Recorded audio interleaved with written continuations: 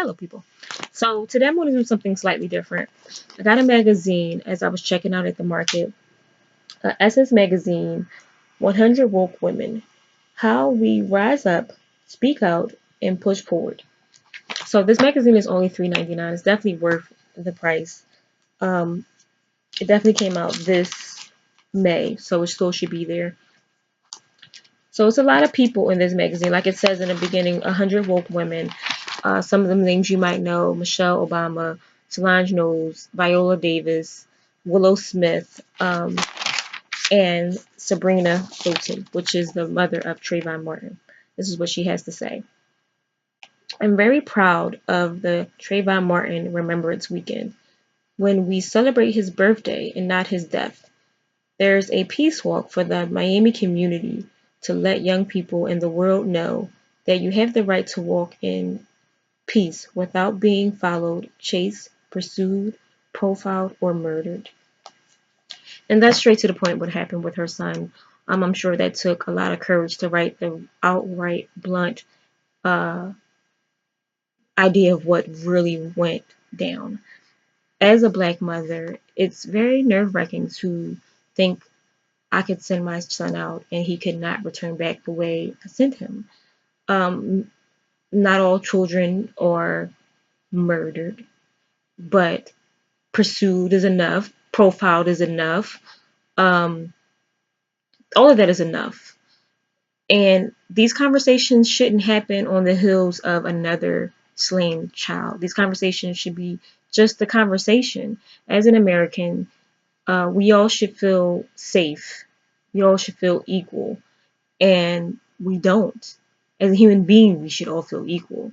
But in America, sometimes minorities are chased, pursued, murdered just for the fact that they're not um, the right color in a scenario. And that's unacceptable. So in this magazine, there's 100 women that have started the path to change things. And there's a few that I kind of bookmarked for myself to read to you. This is Opal from Black Lives Matter, co-founder. If we remain engaged, we can transform our world. No one is coming to save us. It's people like you and me who have to build a multiracial democracy, embracing the fullness of our spirit and all our experiences. Very true. No one's coming to save us. There's no button to push to restart American history. But if we work hard as Americans to make other people feel wanted, feel equal, then it should eventually become the norm. And this last presidency showed a lot of us that what we thought was in the past, in the background, or not as serious as it once was, is still the same level of seriousness. And this is what another person I definitely wanted to let you know about.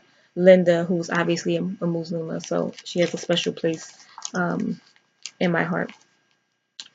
If there's one silver lining in this political climate, to me, this presidency has been a blessing in disguise. It has shined a light on issues of oppression that communities of color have been facing, some for centuries, others for decades. More people are awake, fired up, ready to act. It took this presidency to send a message to the American people that all we got is each other. And the time is now to protest. So, yes, very true. As an American, you should just love fellow Americans. I didn't say, or at least be cordial with fellow Americans. It doesn't make sense to profile people based on color. In this day and age, 2017, we've seen the quote unquote norm be broke down so many different ways. You can't possibly think because of the colors of somebody's skin that they act this way or that. That's clearly something of the past. But what we have to do, as Opal said, as Sabrina said, and Linda said, is work hard on the path to correct these injustices to stop racism at this point.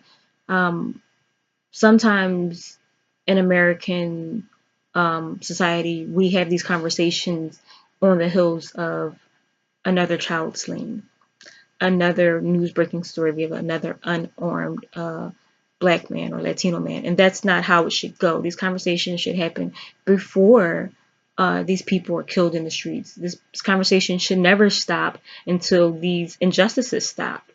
Um, this summer, some of you might have went to go see I Am Not Your Negro. And if you didn't, you should have. I think this show is for every American. If you're coming to visit America, it should be the flight movie.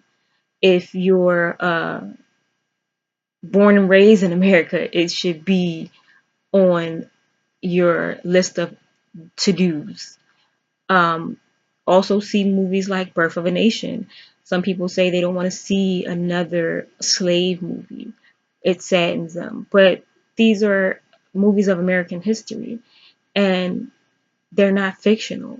They're true to someone. They might not be based on a true story, but most of them have happened. And just saying you don't want to see that is not going to change that. You will still see it. It may not be in movie form. We see it in the news. We see it in video blogs. We see it on our timelines. This problem is not going away. So stay woke. As Essence Magazine's movement, the cover says, stay woke. And get this magazine. Go see those movies. Birth of a Nation, I Am Not Your Negro, if you haven't gotten to it. I definitely think they'll change your life. Again, this is Just Jazz. If you like this video, hit like. If you like any of the videos, please subscribe. Thank you.